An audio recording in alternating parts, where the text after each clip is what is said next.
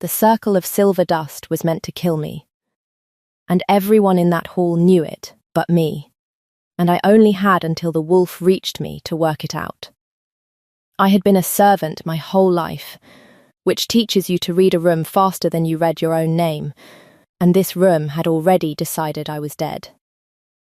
The chosen girls watched from the gallery in their jewels. The Chancellor watched from his chair, with his hands folded like a man at prayer. And in the centre of the ring, the king's wolf came toward me low and wrong. Its grey eyes gone the white of an animal in pure agony. Nothing of the man I knew left anywhere inside it. They were waiting for it to tear out my throat and prove, at last, that I had never truly been chosen. So I did the only thing I have ever known how to do in a room that wants me gone. I reached into my apron pocket, and I knelt down in the silver dust, and I held out my open hand. It was not supposed to be me. I was not even supposed to be in that room. But if I am going to tell it true, I have to go back a full season. To the grey morning, they put a comb and a basin in my hands, and told me to go make the other women beautiful. I was 22, and I prepared the candidates, which is the part of a selection no one writes songs about. There is a great deal of work behind the spectacle of being chosen, and all of it is done by women like me, braiding, lacing, steaming the travel out of silk, painting confidence onto girls too frightened to eat. I was good at it. I was good at it the way you become good at anything you do in order to remain unseen. A servant with quiet hands and a plain face is the most weightless thing in a kingdom, and I had spent years being grateful for the lightness. Because the unseen are also the unblamed. The king I knew the way the kitchens knew him, as whether you survived. Magnus of the Iron Territories had held his throne for 9 years and never once chosen a Luna, and the realm had grown tired of waiting on an empty chair, and so the selection had been arranged, over his objection, the gossip said, which was the only interesting thing anyone had ever told me about him. A king who did not want the very thing every king is supposed to want. I filed it away the way I filed everything, and I went on lacing other women into their futures, and I did not expect to be in the Great Hall at all when the choosing came. The mate bond is meant to be a thing of destiny, an alpha's wolf knowing its fated one before the man's mind can argue. I have heard it called a recognition that arrives like weather, with no asking and no warning. I want it set down plainly that mine arrived in the form of 140 heads turning to look at me when I had been trying, with my whole life, to make sure no head ever did. Here is how I ended up in the room. Lady Solveig, the Chancellor's niece, the favoured one, the girl everyone already called Luna behind their hands, tore the hem of her gown 3 breaths before the candidates were called in. She tore it on purpose. I have no proof, and I do not need any.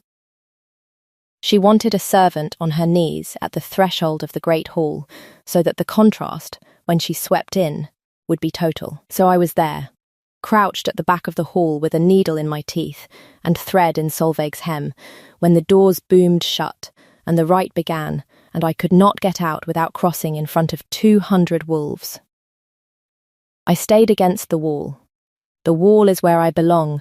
I know it the way you know your own hands. I meant to mend the hem, stay small, and slip out when it was over. The candidates stood in a gleaming row down the centre of the hall. The most beautiful daughters of the realm, scented and jewelled and trembling. And at the far end, on the dais, the king stepped out of his robe and into his other shape, because in the Iron Territories, the choosing is not done with words. The wolf chooses. It is older than the throne, and it does not lie, and that, I would learn far too late, was the entire problem. He was enormous. Grey as a winter sea, grey as slate, and the hall went silent in the particular way a room goes silent around something that could kill all of it, and has chosen, for now, not to. The wolf came down off the dais. It walked the line of waiting girls. And it did not stop. It passed Lady Solveig, who lifted her chin and offered her hand. It passed the daughter of the northern houses, and the twins from the river country, and every painted, perfect girl I had spent 2 days making lovely, and a sound began to move through the gallery, a confused murmur, because a king's wolf does not simply walk a line of chosen women and decline them all. It does not happen. It had never happened. It came to the end of the row. It kept going. It crossed the open floor, the whole long length of that hall, every step ringing in the silence, straight to the back wall where the servants stood. Straight to me. I had time for exactly one thought, and the thought was there must be someone behind me. There was not. There was only the wall, and me against it, with a needle in my teeth and Lady Solveig's torn hymn still in my fist. The wolf sat down at my feet. It looked up at me with eyes the flat grey of the sea before snow, and it sat, and it did not move, and the silence that fell then was so complete I could hear the thread creak in my own hand.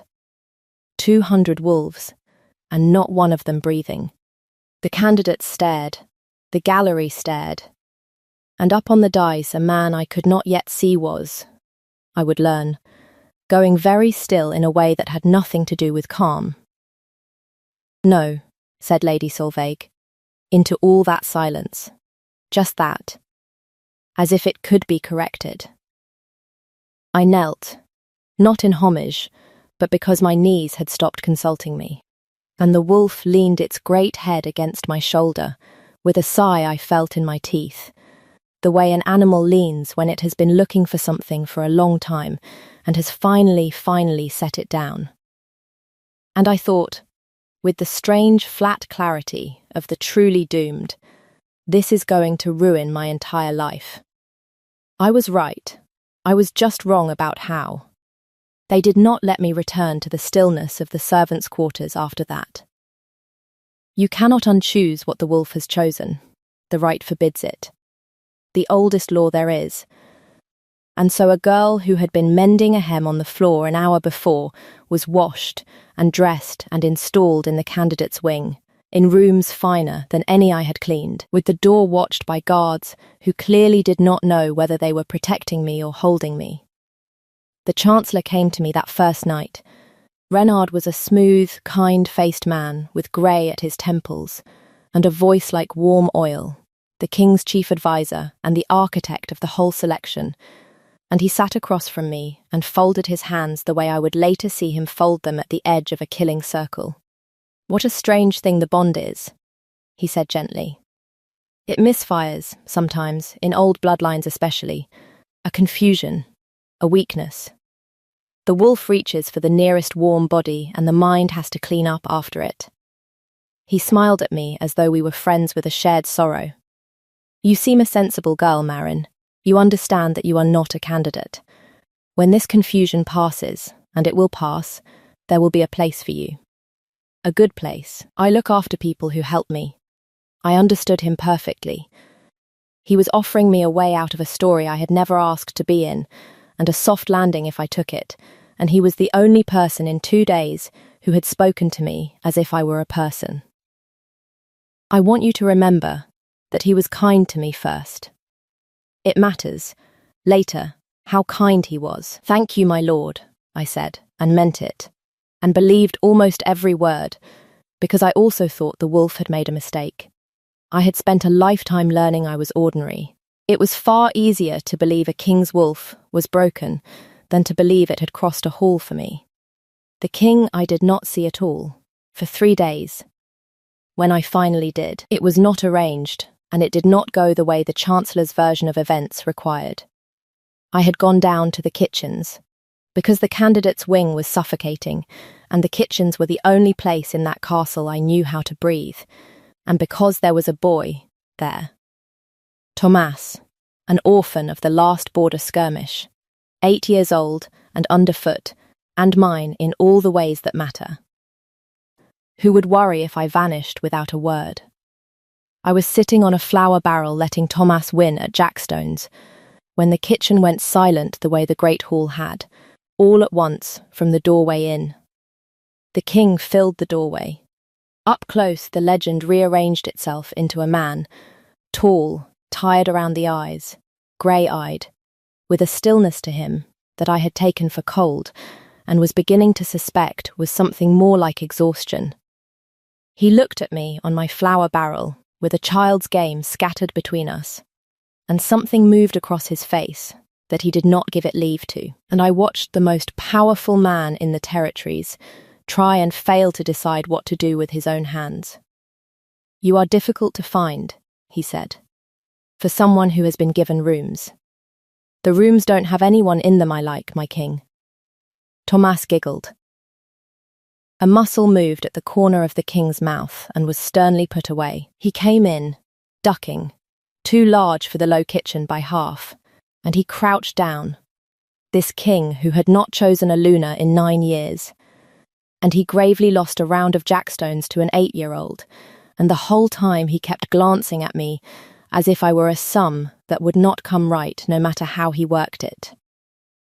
"Your chancellor says your wolf is broken," I said, when Tomas had run off to boast, that it reached for the nearest warm thing.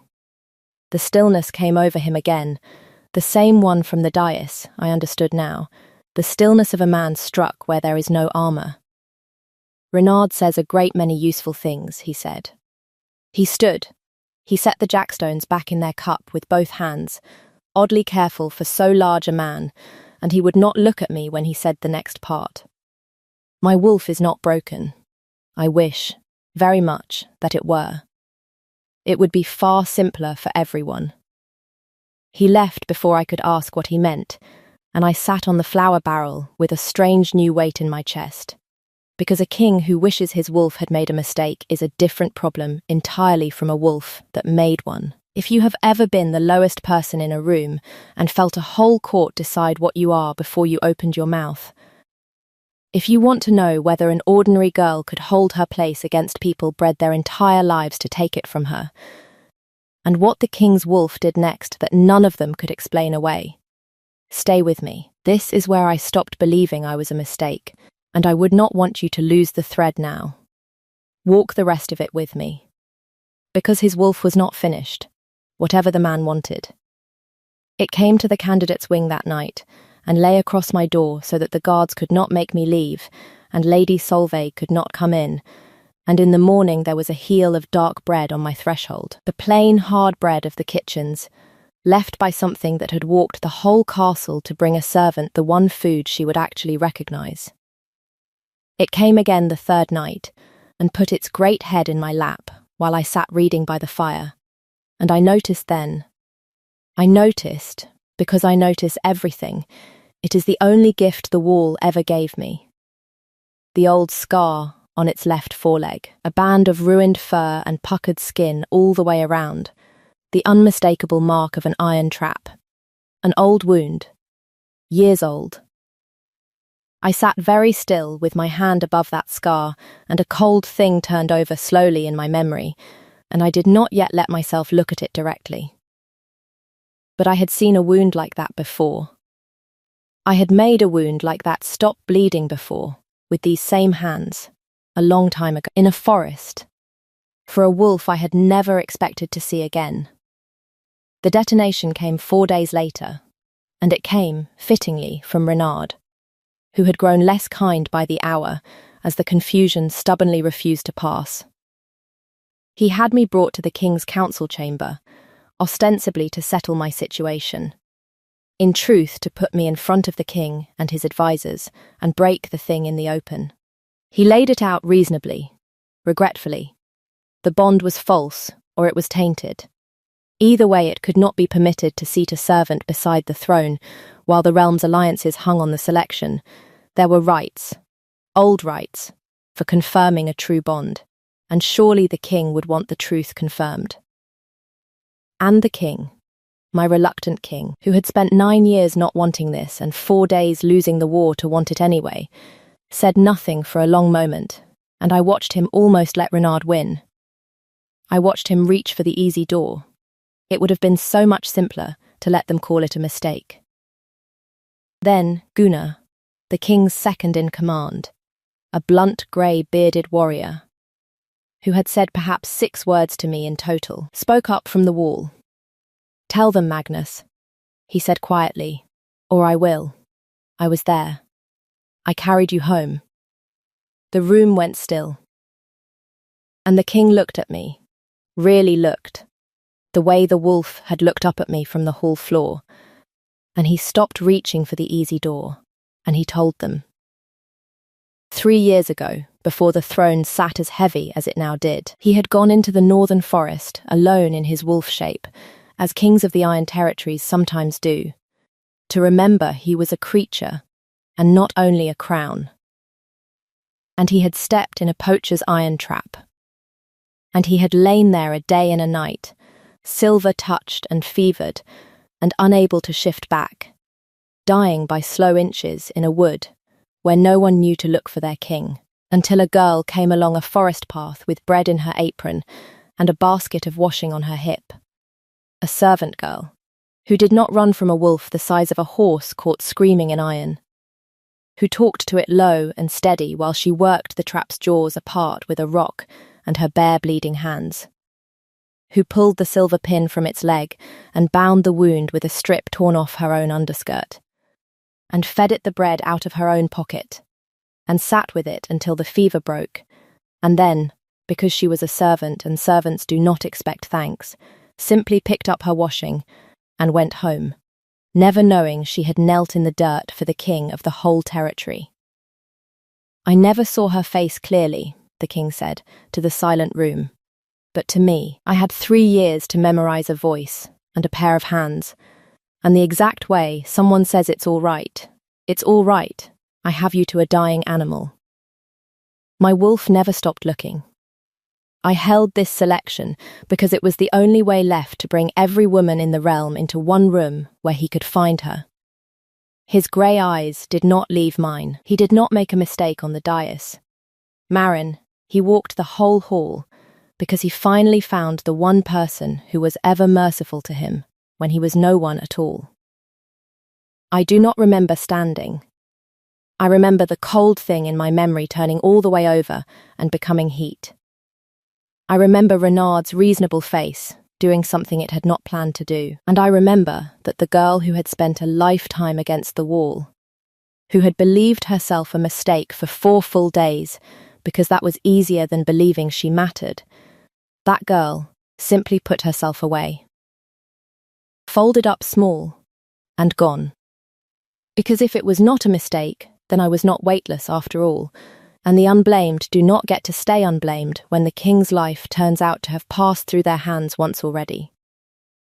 "Then it was real the whole time," I said, and my voice came out harder than anything I had ever let myself say in that castle. "And you," to Renard, "knew there was a true bond on the table, and you came to my room the first night to make me believe I was nothing, so I would walk away from it before anyone could prove it. You weren't being kind. You were managing a problem." Renard's mouth thinned. The kindness went out of his face like a snuffed lamp, and what was left under it was the thing I should have feared from the first night, and the whole council saw it, and so did I. "Confirm the bond then," he said, very softly to the king, but his eyes stayed on me. "By the old right, if she is so certain." I did not yet know what I had agreed to by being certain in front of him. I learnt it 3 nights later, in a hall floored with silver dust, with a maddened wolf coming low across the ground toward my open hand. The old rite of confirmation is barbarically simple, and that is why no king had called for it in 100 years. The chosen stands alone and unarmed inside a ring, and the alpha's wolf is brought to them, and a true bond will not strike its mate. The wolf will know her, and kneel, and the realm will witness it. A false bond ends the way false things end. There is no third outcome. It is a test that trusts the wolf completely, which is exactly why Renard did not. I found out afterward what he had done, because Gunnar made him say it in front of the court with a blade at his back. Renard had had the wolf's evening meat laced with powdered silver, not enough to kill the king outright, but enough to drive the wolf out of its mind with pain. to burn away the man inside it, and leave only a screaming animal that would not know its own mate from a deer. He had poisoned the one creature in the world that could clear my name, so that it would kill me in front of everyone, and call it the judgment of the bond. He would lose nothing. The king would wake from the silver grief sick and free, married within the season to a niece who would do as her uncle said, and a servant girl would be a tragic footnote about a confusion that ran its course. It nearly worked. I want you to understand how nearly. They brought the wolf in, and I knew at once it was wrong. It came through the gate of the silver ring on 3 legs, the fourth, the scarred foreleg, the one I had healed, buckling under it, foam at its jaws, its grey eyes rolled to a blind and agonized white. There was nothing of Magnus in it. The silver had eaten him out from the inside, and left the beast alone in its body, and the beast was in such pain it would tear apart the first thing it reached, and the first thing it would reach was me. The gallery went the silence of people watching a death they have decided not to prevent. Lady Solveig looked away. Renard folded his hands. And I had a choice, which is the thing they never expect the servant to have.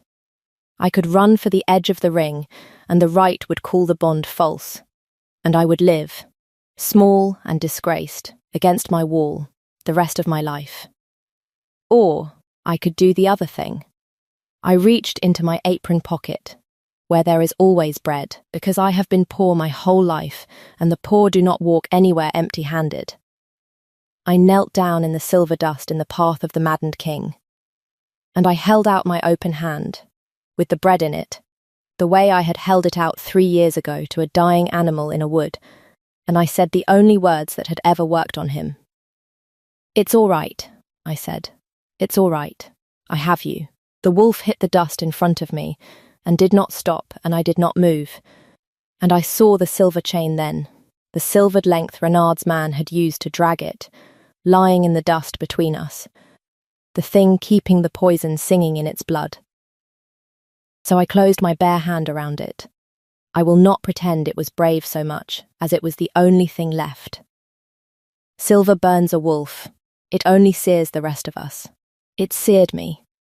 I felt it take the skin of my palm as I gripped that chain and dragged it out of the ring and away from him, and the pain of it whited out the edges of the world, and I kept hold of his blind grey gaze the whole time, and kept saying it.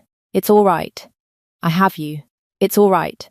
Through my teeth, through the burn, until the poison's hold loosened just enough, and the wolf, an inch from my throat, with murder in its body and silver in its blood, and nothing of the man left to govern it, stopped. It knew me. Even mad, even dying of pain, the oldest part of him knew the voice and the hands and the bread, the way it had known them across a whole silent hall, the way it had known them in a forest 3 years before there was any bond to speak of. It lowered its great head into my burned and shaking hand, and it sighed the sigh I felt in my teeth, and it set itself down. The hall did not breathe. When Magnus shifted back, slow, grey-faced, the silver still racking him, he was kneeling in the dust of the ring with a servant girl, both of us shaking, my ruined hand in both of his careful ones, and he looked up at the court that had come to watch me die. "The bond is true," he said. He did not raise his voice. He did not need to. "It has been true for 3 years. The only false thing in this hall is the man who poisoned his king to keep a throne he was never given." He turned his head, and the look he gave Renard I would not have wished on anyone. "Take him." Gunnar took him. The whole rotten scheme came apart in an afternoon. The silvered meat, the bought kitchen hand, the niece who had known and said nothing. Renard was stripped of his chancellorship and his lands and his name by the next dawn, and sent north under guard to the cold border holds to administer tax ledgers in a stone room for the rest of his life, which Gunnar told me, with great satisfaction, was a far worse fate for a man like that than any blade. Lady Solveig was sent home to the Western houses in a closed carriage, to a marriage her family arranged in a hurry, and I am told she does not speak of the selection at all. The king would not let go of my hand. The burned one. He held it as though it were the most valuable thing in the territories, which, he informed the court, it was. And then, because his wolf had started this whole story and intended to finish it, he shifted once more, there in the ruined ring, and the great grey wolf rose, and walked the length of that hall a second time, past every noble and every guard and every person who had ever outranked me, and lay down at my feet in front of all of them, choosing me again, knowing, this time, letting the whole realm see that the first time had been no mistake. That is the part I would not trade for any crown, not the throne. That, he kissed me later, when the hall had emptied and it was only us and the dying fire, and I will tell you only what broke open in me when he did. Every year of believing I was weightless. Every careful inch of the wall I had held myself against. Every it will pass I had let a kind-faced man feed me. All of it simply gone. And under it the plain impossible fact that the most powerful man alive had built an entire selection, turned a kingdom upside down to find the girl who had once knelt in the dirt for a wolf and walked away expecting nothing. Then he rested his brow against mine, careful of my bandaged hand, and neither of us said anything clever for a long while, and somewhere his wolf was unbearably pleased with itself. Half a year on, I keep bread in my apron still, because a Luna of the Iron Territories may carry whatever she likes, and the court has learnt to stop being surprised. The scar on his foreleg, and the scar on my palm match now, his old, mine new, the same iron written into both of us. And on the nights the silver grief comes back on him, slow and cold, I am the one who sits steady in it, my burned hand in his, until it passes. It costs me something each time. I have stopped minding the cost. Thomas eats at the high table and loses at jackstones to a king, with no dignity left to protect. Gunnar calls me my lady without irony now, which from him is roughly a sonnet. A letter came this spring from the northern forest where it all began. From the poacher's village, they had heard, somehow, that the servant who freed the king's wolf was Luna now, and they wanted to know if the story was true. I read it aloud to Magnus. He set down his cup with both hands and looked at the fire for a long while and did not say anything, which from him is a great deal. I still catch myself drifting toward the back wall, sometimes in a crowded hall. Old habits do not die because a crown tells them to. But every time I do, there is a grey wolf that crosses the whole room to sit at my feet, in front of everyone, until I come away from it. Because he has decided, with the stubbornness of an animal that waited 3 years in a wood for me to come back, that I am never going to stand against that wall alone again. So tell me, that first day in the great hall, when his wolf passed every chosen girl and walked the full length of the floor to a servant against the wall, do you think the man already knew, in that moment, exactly who I was? Or was it only the wolf, remembering, while Magnus stood on the dais and lost the same argument he'd been losing for 3 years? I have my answer. I'd rather hear yours. Leave it below, and if you want to follow what an ordinary girl did with a throne nobody meant her to have, and the letters that are still arriving from a forest in the north, comment the bread and stay with me. I'll keep some in my pocket. You never know who's caught in the woods.